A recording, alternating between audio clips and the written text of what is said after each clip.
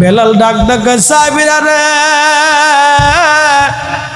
আগে আজান দিলে নবী নামাজে আসতো। আমি নবীর ইন্তেকালের পরে আর কোনোদিন আমি মসজিদে আজান দেই নাই। বলো আজান দিলে কি নবী আর আসবে? নবীর মুয়াজ্জিন এই কথা বলার পরে সাহাবীরা কান্দে রে। সাহাবীরা বলে আমরার কথায় বেলাল আর আজান দিবে না, যাও হাসান আর হুসাইন আছে, হাসান হুসাইনকে দেখতে নবীজির মতো দেখা যাইতো। নানা চেহারা পাইছিল দুই ভাই, চেহারার সৌন্দর্য, শরীরের সৌন্দর্য নানার মতো দেখা যাইতো।